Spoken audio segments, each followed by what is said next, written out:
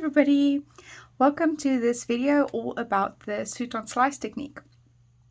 This is our challenge that we're having over on our Facebook group, the study group for polymer clay in South Africa. And I'm just going to go through the do's, the don'ts, what tools to use, the make along. So first of all, I've heard that you can use the texture, it's wooden texture plates with a bit of cling wrap to help get the clay out again.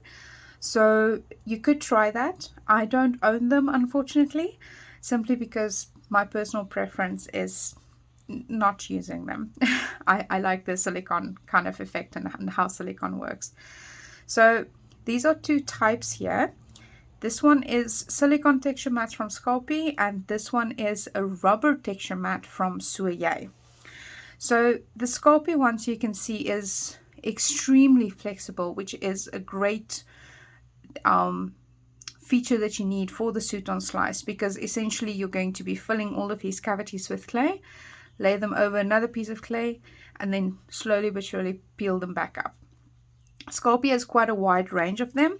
So these two are lesser known, and then this one is the famous lace texture one.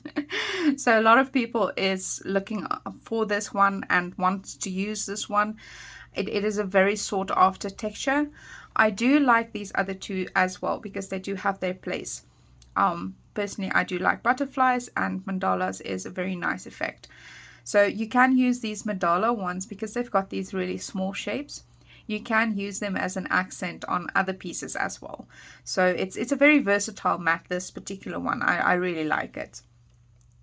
Then the Sutton ones, they aren't quite as flexible as what the Sculpey ones are, because these are essentially rubber that has been laser cut to have the shapes. So because they are laser cut, when you get them, you'll see that there's a bit of a powdery residue inside of them. I've washed mine already. You need to wash them with a soft brush and a bit of soap. You'll see once you get them underwater, they repel the water quite a lot, and it's because of that dust. So if you see that there's water still being repelled somewhere in the surface, or water doesn't want to go into one of these cavities, keep scrubbing. To dry these, I highly recommend to use a paper towel rather than a sort of kitchen towel or a fabric type of towel, simply because these tend to hold onto fibers quite readily. The silicone ones as well, so same thing. The fun thing about the Sutton ones is that because they are made as you order them, they can be made in whatever way around you want them to. So this one is a positive impression and this one is a negative impression. So you'll see the edges here is all cut away. It's because the positive impression of this one is everywhere where it's raised, it would be cut in. So I ordered one this way specifically because there's something I want to show you guys specifically. I said specifically twice. Love me.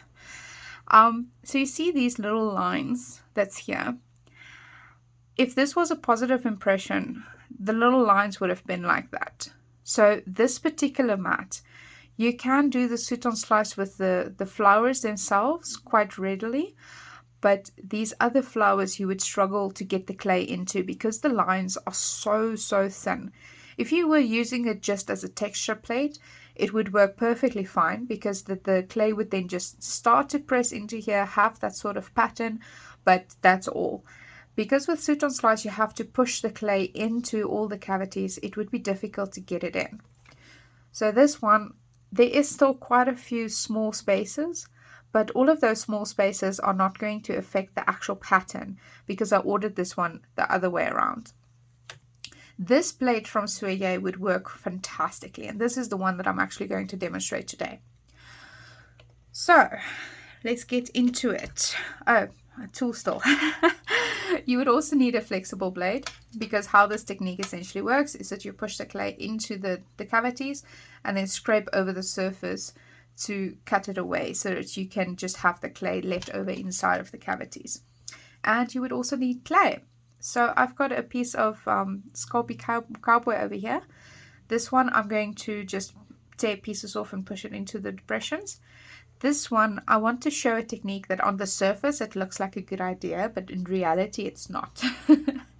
So because I've rolled this one super thin, you would imagine that you could just place it onto the plate, roll it down and cut down the excess. But I'm going to show you what happens just because of how texture plates tend to work with clay. Ooh, this one sticks more to my roller than to the texture plate. You can see the texture coming through there at least. Let's see if we can get it to stick down first. Just going to press it with my fingers.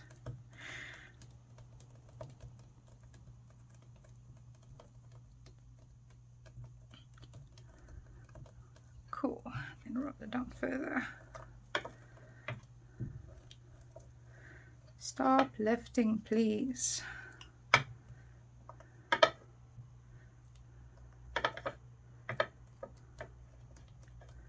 Okay.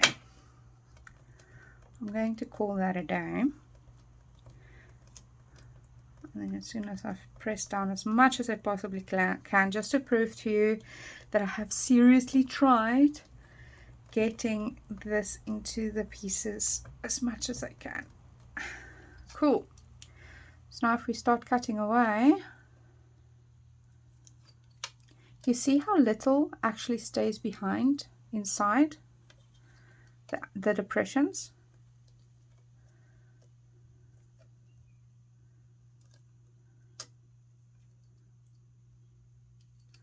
This one's worked all right. This one's not too bad. Turn this one a little bit. So because this piece is so large, what you frequently see happening is that it sort of wants to lift itself up. So I'm cutting in all directions, trying to not have that effect happening.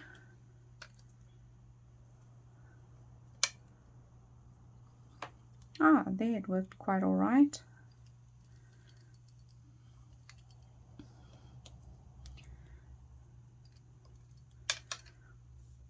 So if I lift it closer to the camera, so you see there it worked all right, but everywhere else the cavities are not fully filled the way that you would expect them to be. That's because the texture plate works as a texture plate.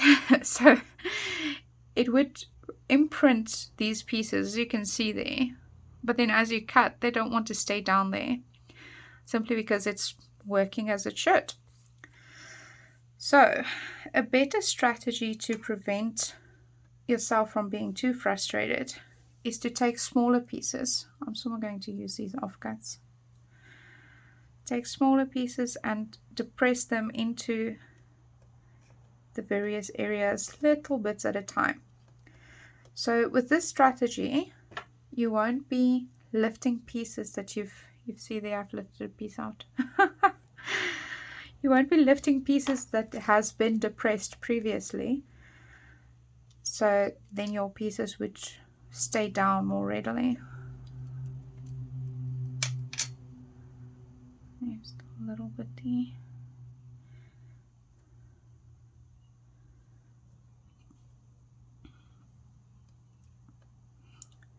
So you can absolutely reuse the same little bippy until you've run out of clay on it. Just keep going.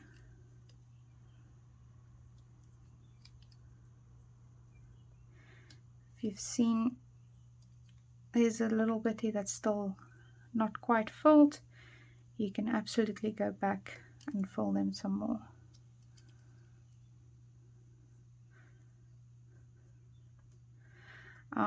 Be very careful as you're pressing down, like what you've seen happening just now. The clay pieces tend to want to come out of the mold, because the molds, these soulier molds specifically, they don't like holding on to clay, which is a very good side effect for when you're doing the Sutton Slice technique, because it means that they would come out of your mold again very easily.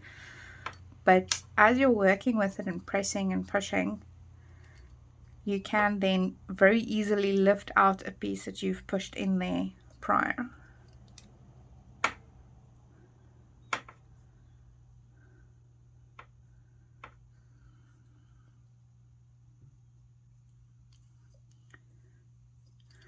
Also, because your fingers are the ones that's pushing, they tend to get quite hot and they want to just grab onto any piece of clay that's around, like that. Kept wanting to come out. Ooh. Ah, that's fine. Let me just roll a bit of clay between my fingers, because as you can see here, because you're pushing with the same finger the whole time, your finger tends to get full of clay and sticky.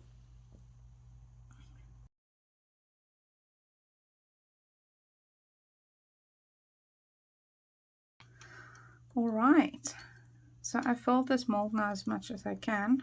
Well, should I say as much as my patience would allow me to. So what I'm going to do now is just scrape over the surface gently, just to make sure I get all of those little bitties that I've missed before as I was slowly filling it.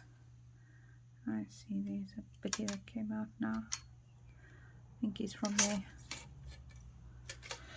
Okay, now that our mold is prepared, I am going to show you how to transfer it. So I'm going to set this aside and then bring in this. We are going to make a tin today. I decided to make a tin with you guys since I hear a lot of the time people make earrings and they can't think of anything else to make, or that they think anything else that they do make aren't allowed on the group. But in reality, absolutely anything polymer clay goes. So these tins, when you buy them from the shop, they come with these little inserts. So it's important to take that out, because if you bake it with this insert, you're going to have a melted mess at the bottom of your tin lid. So this piece of clay I've prepared for us before. Let me just wipe down the surface. Make sure all our brown bitties is gone. Okay. So I've prepared this before. It's just a piece of Sculpey ivory that I've rolled down to as small as possible. So don't worry about it being absolutely perfect, because we're going to be pushing on the lid quite a bit and working away a lot of these imperfections. So you take your lid, you place it down. So now you can see the clay is going to come up approximately to here and to there. So this tear doesn't really matter too much. So I'm going to take my cutter, if I can find it. There we go. Take my cutter and then just cut around so that we have less clay to work with. So this piece I can now use for another lid. I don't think it'll fit another lid too well, but you can also just roll it again and work with it. Ooh, lid. There we go. Cool. So now if I flip this around, we've got our lid here. So what I like to do to get this piece really well adhered to the lid is to start from the middle. So with souffle it's a little bit trickier than with primo, because souffle tend to be not quite as sticky as primo, but you can absolutely do it with both. So with this one, just smooth with your thumb over the surface, gently, working all around. This way you're ensuring that you're not trapping any air on that surface between the lid and the clay. As soon as you've worked around, start moving that edge down and press it down in places. So as you can see, there's a fold happening there. So if you slowly smooth it little by little, you'll be pushing the most of the clay down so that the visible folds is very minimal. And then just keep doing that right around.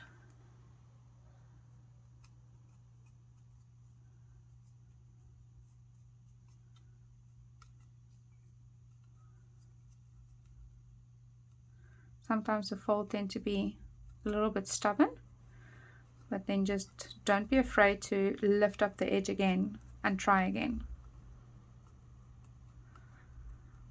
Because the clay, even though this is rolled out on a number 7, the clay isn't very fragile, if I can put it that way. It can take quite a beating.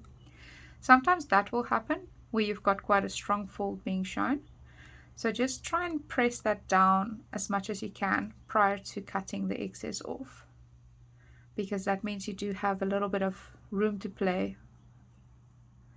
Once you've cut off the excess, the clay that's on here is the clay that's on here. It's difficult to get excess off of that. Oh, I caused a tear there. Once that happens, just push back a little bit, push down a little bit, and work your clay to try and cover it. There we go. And keep going around.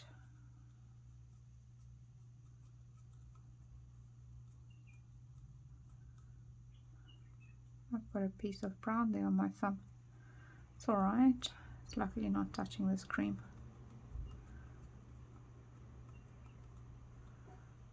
There we go.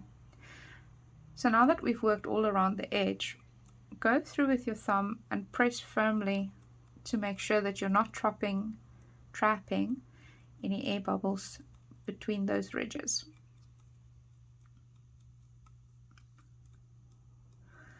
Because remember, once this clay bakes, any air bubbles you've trapped in those ridges is going to become more visible.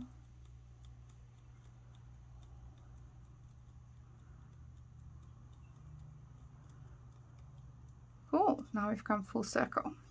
Now for the slightly tricky part. So my technique with this is to take my blade and then spread my hand inside the lid so that I've got a firm grip on it without actually touching the outside of the lid. Then take the tip of your blade and push it into the ridge.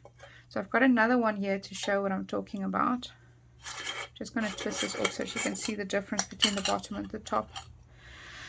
So you see there's a ridge there.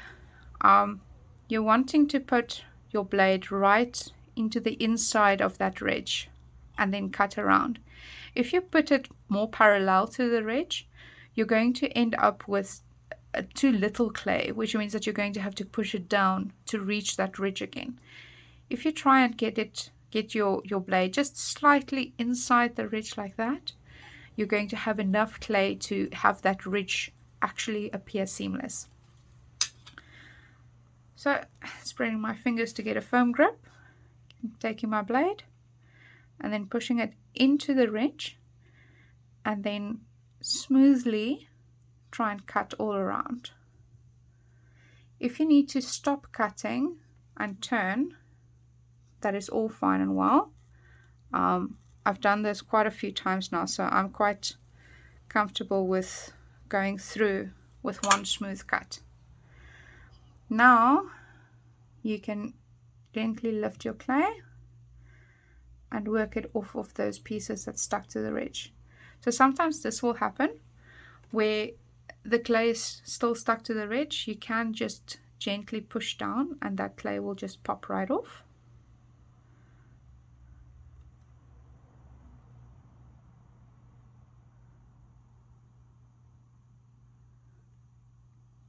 You can also do that afterwards if the clay wants to come off more smoothly. Otherwise, I'm just going to go back and pop these off.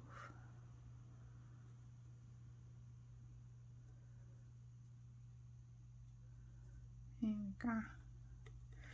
Now go through with your thumb again, gently pushing, just to make sure that your clay is now reaching that ridge that I showed to you earlier, and that it is sitting flush with it. So here you can see it's lifting up a little bit from our cut. So this is exactly why we're going around and just pushing it down again.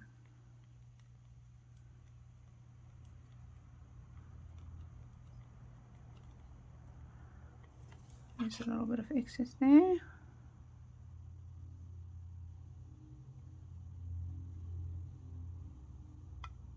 Here we go.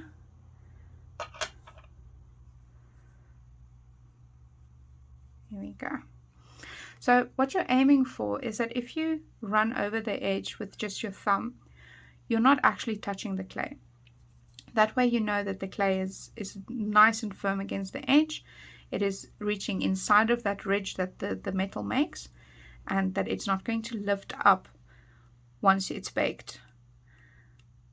So now you can see there, and this is entirely inevitable. You can be as careful as you want, this always happens. You see there's little bubbles there. The way you can know that is if you look at the edge of a lid, it's smooth. There isn't any ridges, there isn't any bumpies. So if you see a bump in your clay like this, it is definitely going to be a bubble. Simply take your craft knife, make a tiny little hole, and then gently push from both sides to get the air underneath out, and then press more firmly to make that hole less visible. If you can get it invisible, fantastic, but don't be too worried about it, because nobody's going to look at your work with a microscope.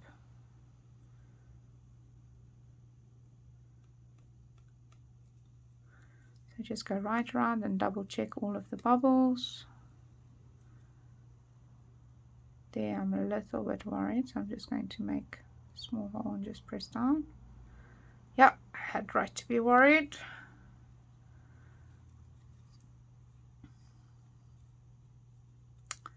Looking good. Cool, there we are with our first hole. So now on the top. So sometimes when you look at the top, if you run your finger over, you'll see that there is a bit of a bubble that is happening there, that you can also see with the reflection of the light. This one is actually looking not too bad. There's a bit of lint in there, but other than that, I'm pretty happy. So now let's take all of these puppies away.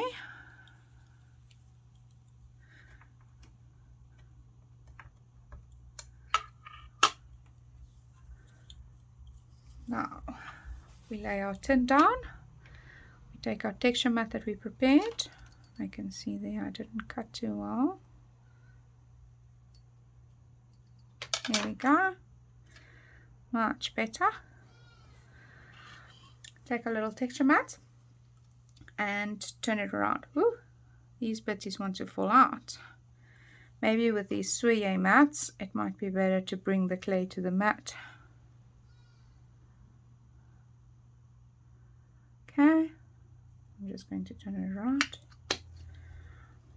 And now gently push with your fingers everywhere on the back of this texture mat.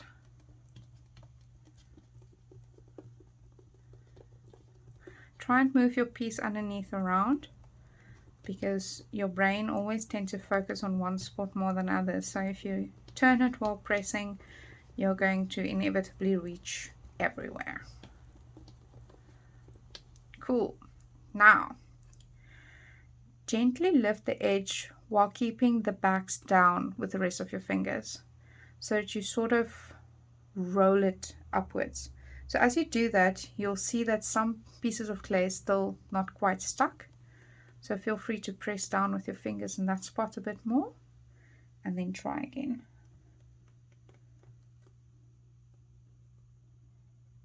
Ooh, these ones are stubborn. As much as I just wanted to pop out the mold with just a moment's notice, now they don't want to go.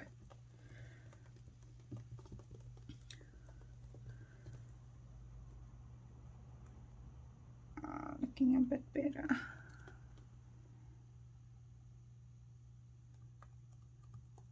So as you're working your way up the mold, lift it up a little ways, roll it back down, and work your way over the mold that way.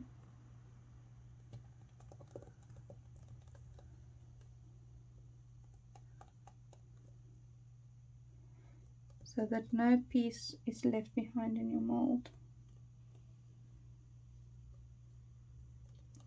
So why it's important to hold the back down with your fingers is because as you're lifting this and rolling it back down, you need it to go back down exactly the same space, because otherwise your clay is going to press down on top of each other and misform, which is not what you want.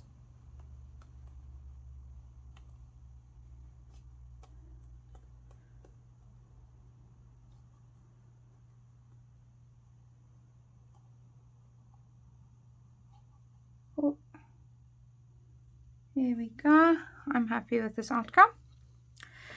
So now we've got all these beautiful leopard spots on our little tin.